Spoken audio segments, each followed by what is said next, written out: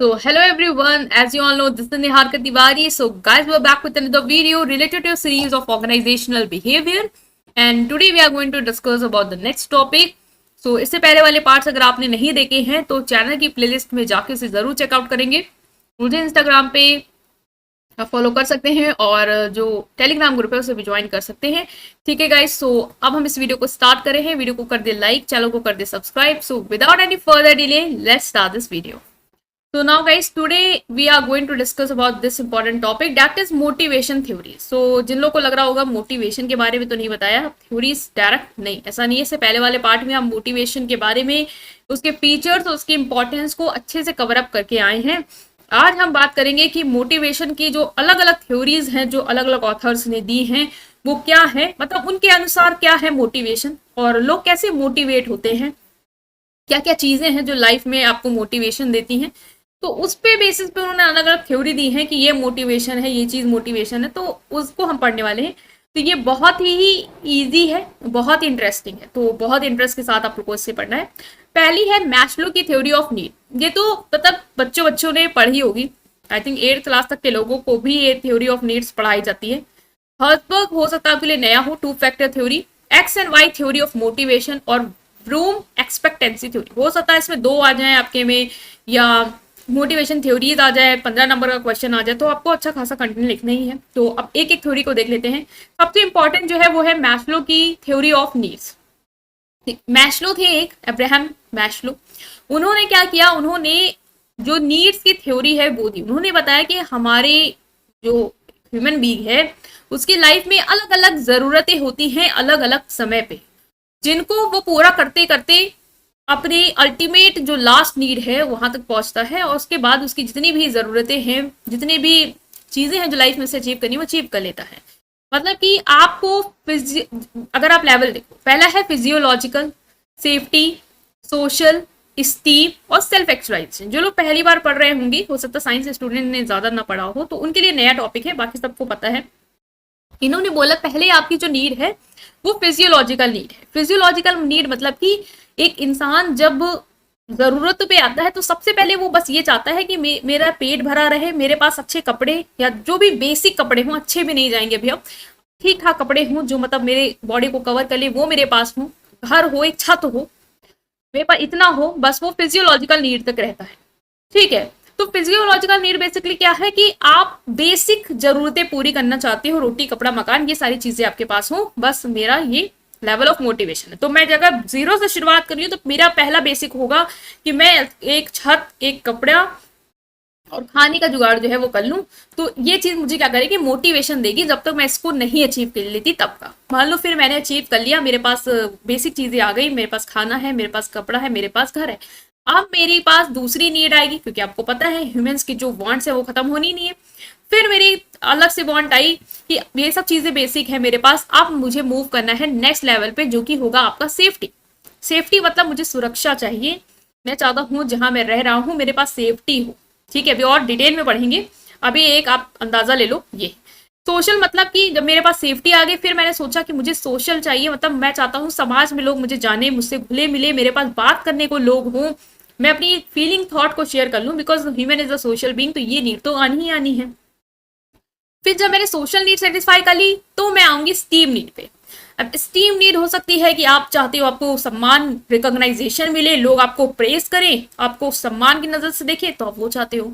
और फिर वो भी आपने अचीव कर लिया तो आप सेल्फ एक्चुअलाइजेशन में जाते हो, जहां पे आप इन सब चीजों से ऊपर उठ जाते हो, ये जो भी मोह माया, इन सब चीजों से ऊपर उठ जाते हो, और खुद क्या हो, आप क्या हो, उसको आप एनालाइज कर पाते हो। और ये सेल्फ एक्चुअलाइजेशन बहुत ही हाई लेवल है, जहां पे सब लोग नहीं पहुंच पाते, स्टीम तक ही रह के रह जाते हैं। लेकिन सेल्फ एक्चुअलाइजेशन जहां पे आप एक्चुअल में क्या हो, सेल्फ क्या है आपका, वो आप आइडेंटिफाई कर पाते हो, तो वो है। अब चलिए इसको देख लेते हैं थ्योरी के साथ कि क्या है। पहला है Maslow hierarchy of need is a theory that explain the different level of human need and how they motivate behavior। देखो अलग अलग नीड है, आपके बिहेवियर को मोटिवेट करेगी। ठीक है, नीड्स है, जरूरतें हैं, जिनके हिसाब से इनको अरेंज किया, और ये ऑर्डर चलता है। अगर आप डायग्राम बना के आओगे तो आप ये ऑर्डर में ही बनाओगे, पहले फिजियोलॉजिकल नीड आएंगी, फिर सेफ्टी।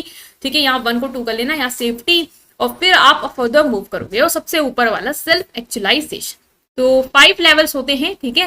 पहला है फिजियोलॉजिकल नीड, जो मैंने आपको बता दिया कि जो बेसिक लेवल ऑफ नीड है वो चीज आपको मोटिवेट करती है कि आप लाइफ में अच्छा करो, क्योंकि जो बेसिक जरूरतें हैं वो आपको पूरी करनी है।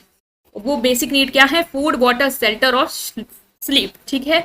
These are the essential requirement for survival. ये सब सर्वाइवल के लिए एसेंशियल है आपके लिए। और जब ये नीड अनमेट होती है, मतलब पूरा नहीं कर पाते हो, तो ये आपके लिए प्राइमरी मोटिवेटर बनती हैं। और इंडिविजुअल और फोकस्ड ऑन फुलफिलिंग देम, मतलब कि आपके लाइफ में जब ये पड़ाव भी नहीं, आपके पास ना खाने को है, तो आप क्या करोगे? काम करोगे, मेहनत करोगे, ताकि आप इस लेवल वाली नीड को पूरा कर लो, ठीक है।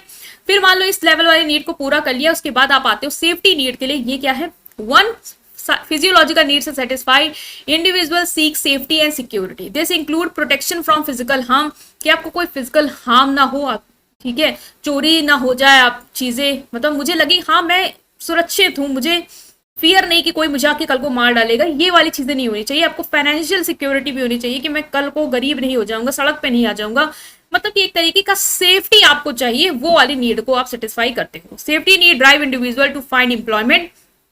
सेफ्टी नीड ही आपको कहती है कि आप एम्प्लॉयमेंट ढूंढो, ताकि आपके पास कम से कम पैसा तो रहे कि आप सड़क पे ना आ जाओ, ठीक है। एक स्टेबल रिलेशनशिप में आओ, जहां पे लोग आपको मतलब आपके साथ रहें, हो सकता है आपको जो प्रोटेक्शन दे पाए वैसे। और एक सिक्योर लिविंग सिचुएशन में आ जाओ, जहां पे आपको ये ना हार्म हो कि कल को मुझे कोई आके थ्रेट कर सकता है या जो भी। नेक्स्ट ये पूरी हो गई, तो आप आओगे सोशल नीड कहो या लव एंड बिलोंगिंग नीड, कि अब आप कनेक्शन बनाना चाहते हो, सेंस ऑफ बिलोंगिंग चाहते हो कि लोग मुझे पहचाने, तो मुझे अपने साथ घुले मिले, लोग मुझसे दोस्ती करें, मुझे एक्सेप्ट करें। लव की नीड जो है वो यहाँ पे आ जाती है। फैमिली हो, फ्रेंड्स हो, लोग मुझे बुलाएं, गैदरिंग हो, सोशल ग्रुप में मैं जाऊं, ये वाली नीड में आप आते हो आफ्टर योर सेफ्टी नीड, ठीक है। फिर आती है स्टीम नीड, जहां पे अब आप लोग भी पहचान रहे हैं, आपको लोग अच्छे से ग्रीट कर रहे हैं, आपके साथ हैं, आपके फैमिली है, आपकी फ्रेंड्स हैं। अब आप चाहते हो स्टीम नीड, मतलब कि आपको लोग रिस्पेक्ट करें, आपको रिकॉग्नाइज करें, आपको वैल्यू दें, है ना। मतलब कि आप कहीं जाओ तो ऐसा ना हो कि लोग आपके साथ घुल मिल तो रहे हैं, सोशल नीड तो आपकी पूरी हो रही, लेकिन वो आपको वैल्यू नहीं कर रहे हैं, वो आपकी रिस्पेक्ट नहीं करते। ये नहीं है, आप रिस्पेक्ट चाहते हो लोगों से, चाहते हो कि लोग आपको रिकॉग्नाइज करें कि अरे ये वो हैं जिन्होंने ये किया है, मतलब ये आपको चाहिए, ताकि आपके अंदर सेल्फ कॉन्फिडेंस, ठीक है। स्टीम नीड को हम दो चीजों में कैटेगराइज कर सकते हैं, the need for self esteem such as self confidence and self worth, and the need for esteem from other such as recognization, status and achievement. मतलब कि दो तरह की स्टीम नीड होती है। पहला है सेल्फ स्टीम, मतलब मैं चाहती हूँ मेरा सेल्फ कॉन्फिडेंस हो, मुझे खुद में कॉन्फिडेंस हो। दूसरा, मुझे अपनी वर्थ पता हो। और दूसरा, मैं दूसरों से चाह रही हूँ कि मुझे रिकॉग्नाइजेशन मिले, स्टेटस मिले, अचीवमेंट मिले, ठीक है। इस सब और स्टीम नीड आपकी पूरी होती है तो आपका बढ़िया इमेज बनता है, लोग आपको रिस्पेक्ट करते हैं, वो सारी चीजें पूरी हो जाती हैं।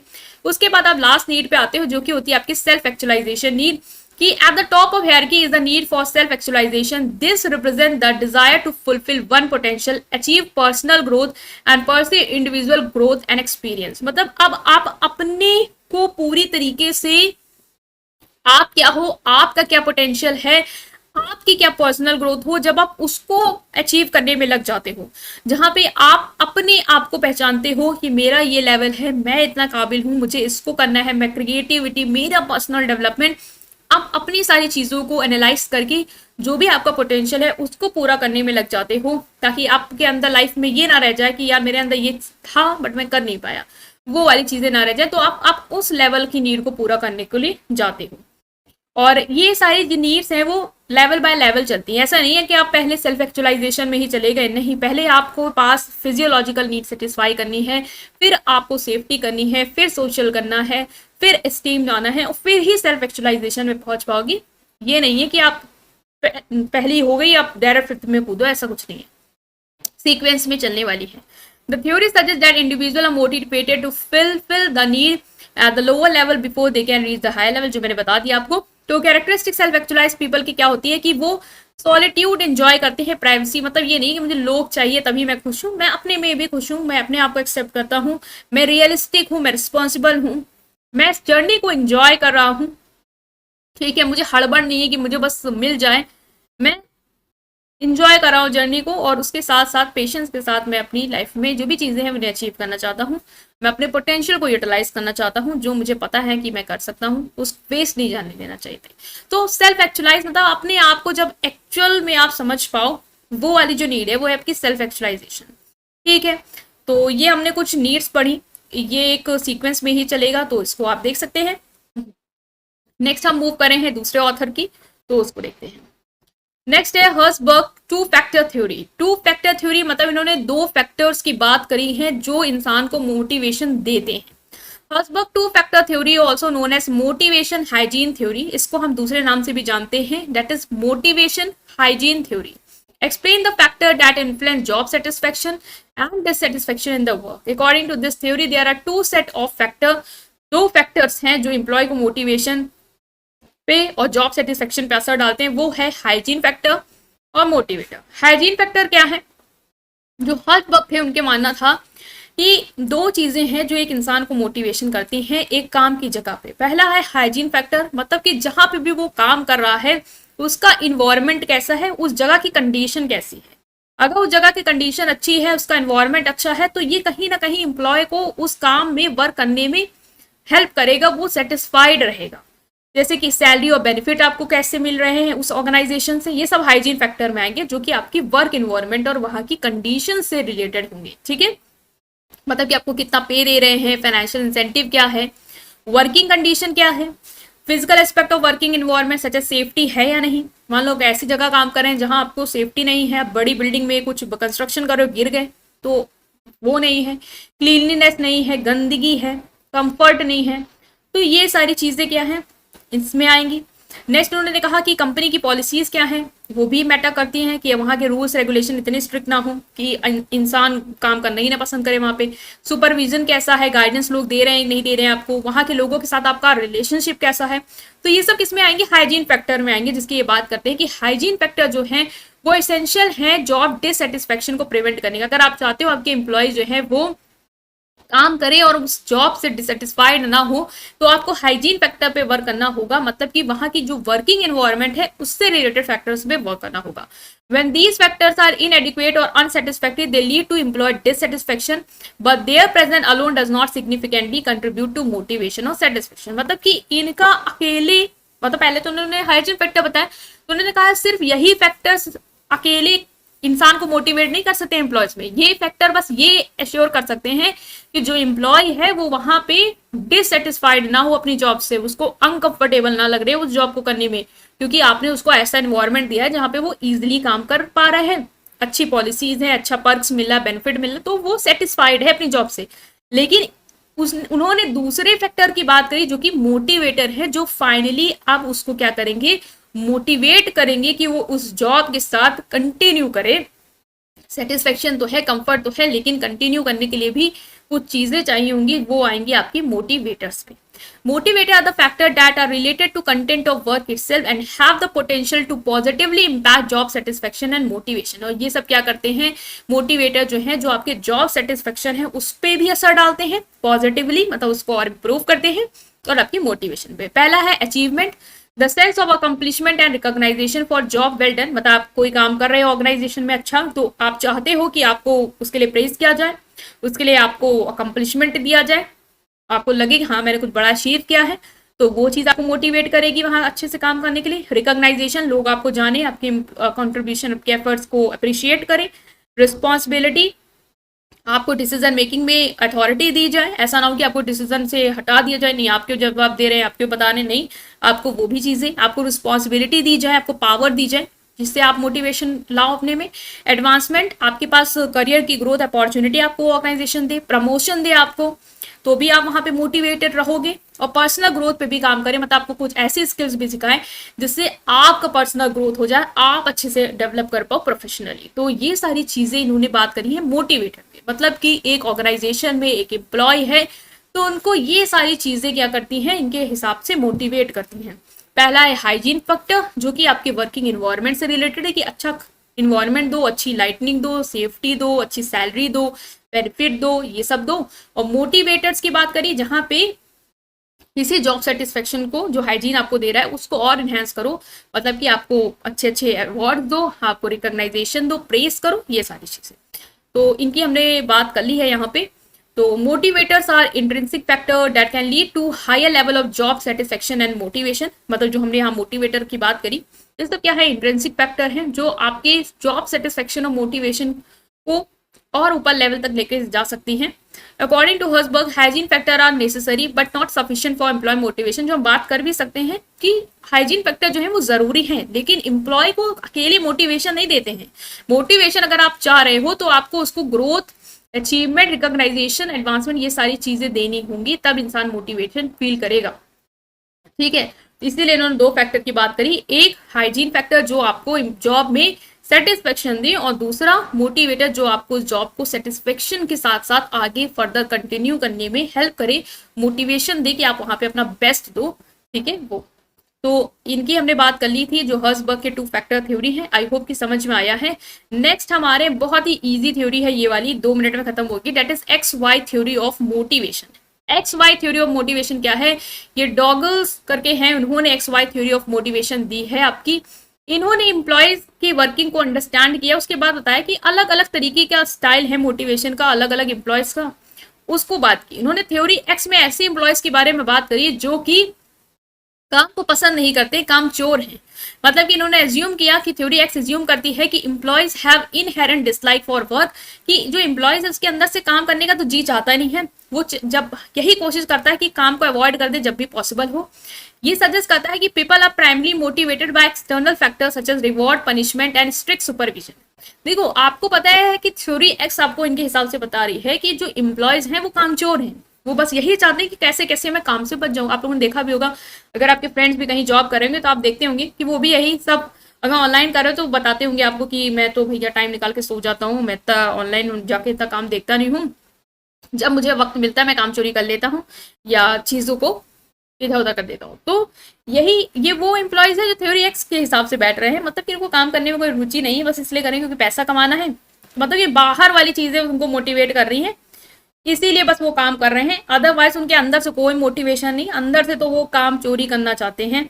तो इसलिए इन्होंने बोला कि ऐसे लोग सिर्फ बाहर की चीजों से मोटिवेट हो सकते हैं, या तो उनको रिवॉर्ड दे के मोटिवेशन दो, या तो उनको पनिशमेंट दो अगर वो अच्छे से काम नहीं कर रहे, काम चोरी कर रहे हैं, और इन पर नजर जरूर रखो क्योंकि ये लोग तो कामचोर हैं। According to this theory, manager need to closely control and monitor employees to ensure productivity and prevent laziness और स्ट्रिकिंग ऑफ रिस्पॉन्सिबिलिटी। इस थ्योरी के हिसाब से यही है कि जो भी एम्प्लॉयज हैं उनके लिए आपको सुपरविजन अच्छा देना होगा, क्योंकि वहां पे जो लोग हैं वो कमजोर हैं, तो वो क्या करेंगे कि बचेंगे काम से, तो आपको उन पे अच्छे से कंट्रोल रखना है ताकि आप उनसे काम करवा पाओ। तो theory X tend to reflect a more autocratic और डायरेक्टिव मैनेजमेंट स्टाइल। इसका मतलब ये ऐसी मैनेजमेंट स्टाइल आपको बता रहा है कि आप फॉलो करें अपनी ऑर्गेनाइजेशन में अपने एम्प्लॉयज के टुवर्ड, जो कि ऑटोक्रेटिक, ऑटोक्रेटिक मतलब सत्तावादी हो, जहां पे आप जो चाहें वो आप कराइए, उनसे ज्यादा राय मत लीजिए, बस उनको बता दीजिए कि आपको ये करना और ये नहीं करते हैं तो पनिशमेंट ये है, बस। ठीक है, थ्योरी वाई बिल्कुल अपोजिट है, ये नहीं कहती कि जो एम्प्लॉयज हैं वो बाहर की चीजों से मोटिवेटेड है, वो कामचोर है, ये उल्टा कहती है कि एम्प्लॉयज अंदर से मोटिवेटेड हैं और अपने वो काम को एंजॉय करते हैं। ठीक है, एज्यूम करते हैं employees are naturally motivated and enjoy their work. It suggest that people have a desire to self direct, creative and responsible. ये बताती है कि उनके अंदर से है कि वो चाहते हैं कि मैं एकदम अच्छा काम करूं, मैं क्रिएटिव रहूं, मैं रिस्पॉन्सिबल रहूं। इसका मतलब ये उन लोगों के बारे में बात करी है जो एक्स वालों से बिल्कुल क्या है, डिफरेंट है। और मोस्टली हम सब एक्स में आ जाते हैं। अगर हम किसी ऑर्गेनाइजेशन में काम कर रहे होते हैं, हमें मन नहीं लगता है, लेकिन आप कोई ऐसा काम कर रहे हो जिसमें आपका मन है, तो वहां पे आप मोटिवेटेड रहोगे। According to this theory, employees can be motivated by intrinsic factors such as personal growth, क्योंकि उसको लगता है कि मुझे अपनी ग्रोथ चाहिए, मैं अपने आपको कुछ अच्छा देखना चाहता हूँ, इसलिए वो कर रहा है। सेंस ऑफ अकम्पलिशमेंट है, रिकॉग्नाइजेशन है। Manager who embrace theory by believe in empowering employees providing them with autonomy. और देखो वहां पे क्या था, आप कह रहे थे कि सुपरविजन स्ट्रिक्ट रखो, कंट्रोल करो, यहाँ पे मैनेजर अपोजिट सोचते हैं कि एम्प्लॉयज को पावर दो, उनको करने दो वो जो करना चाहते हैं, उनको क्रिएटिंग मतलब एक सपोर्टिव वर्क इन्वायरमेंट क्रिएट करो जहाँ पे लोग एक दूसरे को सपोर्ट करते हुए वर्क करें, कोलैबोरेशन हो, एम्प्लॉय की एंगेजमेंट हो, इन सारी चीजों की ये वाली थ्योरी बात करती है। ठीक है, तो ये एक डायग्राम है जो थ्योरी एक्स और थ्योरी वाई को बता रहा है, अलग अलग पॉइंट में है, इसको आप नोट डाउन कर सकते हैं कि थ्योरी एक्स में जो पीपल है उनको क्लोज सुपरविजन चाहिए, वर्क को अवॉइड करेंगे जब भी पॉसिबल हो, अवॉइड करेंगे रिस्पॉन्सिबिलिटी, खाली पैसा चाहते हैं, और पीपल को, ऐसे लोगों को आपको पुश करना पड़ेगा परफॉर्म कराने के लिए। वाई कहता है इंडिपेंडेंट है वर्क में, रिस्पॉन्सिबिलिटी लेना चाहते हैं, पॉजिटिव हैं, नेचुरली वांट हैं कि वर्क करना चाहते हैं, मतलब अंदर से है उनको, और ड्राइव, खुद अपने आप को मोटिवेट रखते हैं कि मुझे काम करना है और अच्छा करना है। तो ये थी आपकी थ्योरी एक्स और वाई। अब आते हैं हम नेक्स्ट जो थ्योरी है जो आपकी आ सकती है पेपर में, वो है ब्रूम एक्सपेक्टेंसी थ्योरी।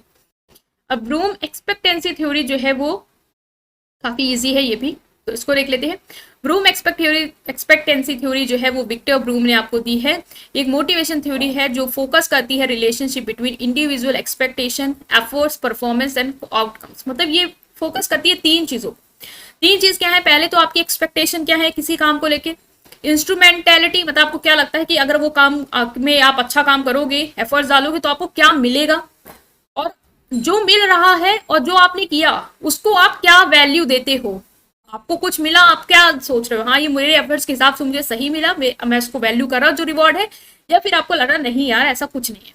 तो वो सारी चीजें, तो तीन चीजों याद रखनी है इसमें। आप लिख के आओगे एक्सपेक्टेंसी, इंस्ट्रूमेंटेलिटी और balance.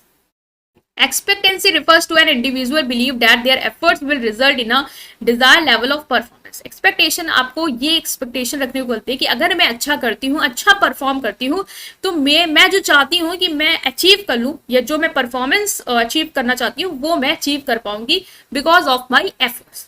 It is a perception of connection between efforts and performance. If employees believe that their effort will lead to a successful performance, they are more likely to be motivated. मतलब ये बताता है कि तीन चीजों से लोग मोटिवेटेड होते हैं। पहला एक्सपेक्टेंसी, अगर वो ये एक्सपेक्ट करते हैं कि अगर वो अच्छा काम करेंगे तो उनको जो भी वो अचीव करना चाहते हैं गोल, वो अचीव कर लेंगे, उनकी परफॉर्मेंस उतनी अच्छी होगी। तो ये चीज है आपकी एक्सपेक्टेंसी में, तो वो मोटिवेटेड फील करेंगे क्योंकि आप अच्छा एक्सपेक्ट कर रहे हो अपने आप से। दूसरा है इंस्ट्रूमेंटेलिटी। इंस्ट्रूमेंटेलिटी एक ऐसा बिलीव है कि अगर आप successful performance will be rewarded और लीड टू डिजायर्ड आउटकम। मतलब आपने एक्सपेक्ट किया था मैं अच्छे एफर्ट डालूंगा तो मुझे अच्छी परफॉर्मेंस मिलेगी। दूसरे वाले में इंस्ट्रूमेंटेलिटी में आप ये सोचते हैं कि अगर मैं अच्छी परफॉर्मेंस मिलती है, आती है, तो मुझे अच्छा रिवॉर्ड मिलेगा।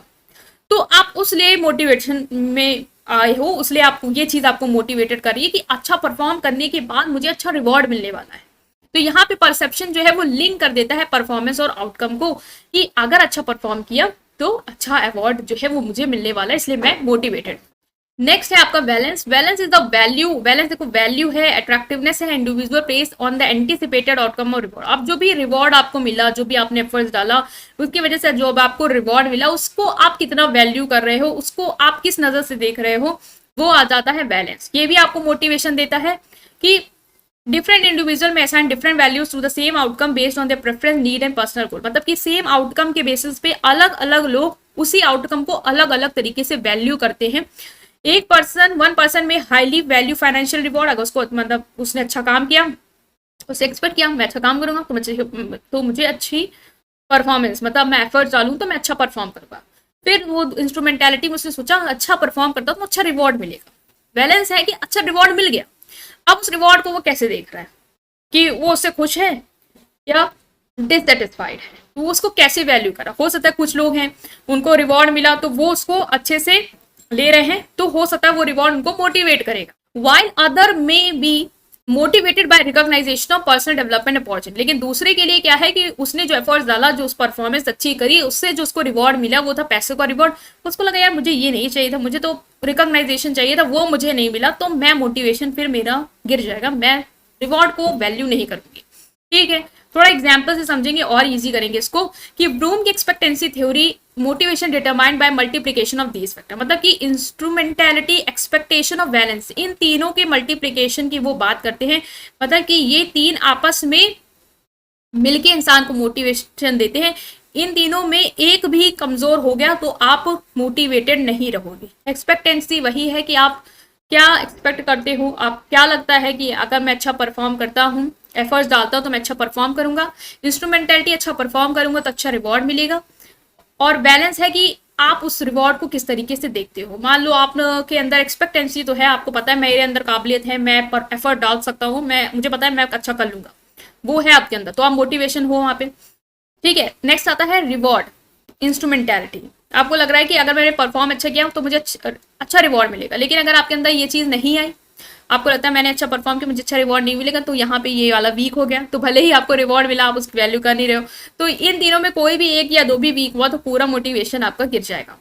फॉर एग्जाम्पल ये थ्योरी सजेस्ट करती है टू अचीव योर मोटिवेशन, मतलब आप मान लो एक एग्जाम्पल ले रहे हैं, एक सेल्स मैन है, उसको सेल्स टारगेट दिया गया है कि आपको ये जो भी सेल्स है इतनी आपको करानी है, 15,000 की सेल्स करानी है जो भी, तो वो अगर बिलीव करता है अपनी एबिलिटीज पे कि मैं अच्छे एफर्ट्स करूंगा और मैं अच्छी परफॉर्मेंस दूंगा, उसका स्ट्रांग बिलीव है अपनी एबिलिटी में, मतलब उसकी हाई एक्सपेक्टेंसी है खुद से कि मैं अच्छा कर सकता हूं और मैं अच्छा परफॉर्म करूंगा, तो ये तो चलो हाई एक्सपेक्टेंसी है सेल्समैन की, हाँ मैं अच्छा ये टारगेट है, हाँ मेरे अंदर काबिलियत है, मेरी अच्छी स्किल है, मैं कर लूंगा। You believe that your meeting your target will lead to reward and recognization. दूसरा है अगर आपके अंदर इंस्ट्रूमेंटेलिटी भी हाई है, मतलब आपको भरोसा है कि हाँ मैं जो सेल्स टारगेट अचीव करूंगा उसके बाद जो मेरा रिकॉग्नाइजेशन है वो मुझे बहुत अच्छा मिलने वाला, तो आपको ये भी मोटिवेशन दे रहा है। दूसरा है if you highly value those reward and recognization, मतलब आपको जो रिवॉर्ड आपको मिल गया है उसको भी आप वैल्यू कर रहे हो, आपको उससे भी आप सेटिस्फाइड हो, खुश हो, तो आप मोटिवेशन वो चीज भी आपको देगी। ठीक है, then your motivation to work hard and achieve the sale target will be high, और नेक्स्ट टाइम भी जब आप कभी भी सेल्स टारगेट आएगा तो आप उसके लिए मोटिवेशन आपके अंदर होगा।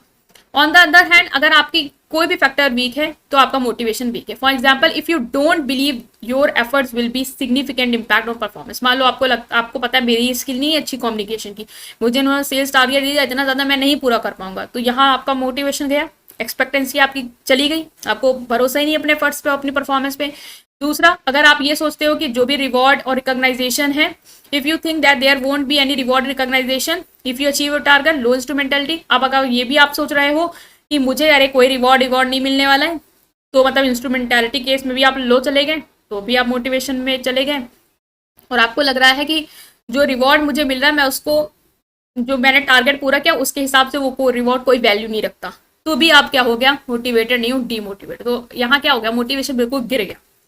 ठीक है, तो अगर तीनों चीज में आप लैक कर रहे हो तो भैया है ही मोटिवेशन कम, और एक भी चीज कम है, मान लो आप बस काम एफर्ट भरोसा, लेकिन आपको पता रिवॉर्ड कुछ मिलना नहीं, यहाँ वीक हुआ, वो भले हाई हो फिर भी आपको वो हाई भी कैसे हुआ है वो तो आपको पता ही मिलना ही नहीं है, तो भी आप क्या है चले गए, मोटिवेशन आपको नहीं है। तो इनके हिसाब से ब्रूम ने कहा था कि जो तीन चीजें हैं, एक मिनट ये आपका चला गया है, आई होप कि आपको समझ में तो आया होगा जो मैंने बोला है, उस चीज को याद रखो। ठीक है, तो ये तीन चीज जो है वो एक इंसान को क्या करती है मोटिवेशन देती है, तो इन सारी चीजों को हमने यहाँ पे डिस्कस कर लिया है। आई होप कि आपको समझ में आया होगा। ब्रूम के हिसाब से तीन चीजें जो हैं वो याद रखना कि ये तीन चीजें एक साथ काम करती हैं कि आप एक्सपेक्ट कितना करते हो, इंस्ट्रूमेंटैलिटी रिवॉर्ड के टुवर्ड आपका एटीट्यूड क्या है, और वैल्यू कितना देते हो उस रिवॉर्ड को, वो सारी चीजें। ठीक है, तो हमने ये सारी चीजें डिस्कस कर ली हैं। आई होप कि आपको समझ में आई होंगी, इतनी इंपॉर्टेंट थ्योरीज थी ये। सो वीडियो को लाइक करेंगे, चैनल को सब्सक्राइब करेंगे, वीडियो को शेयर करेंगे। ठीक है गाइस, सो थैंक यू।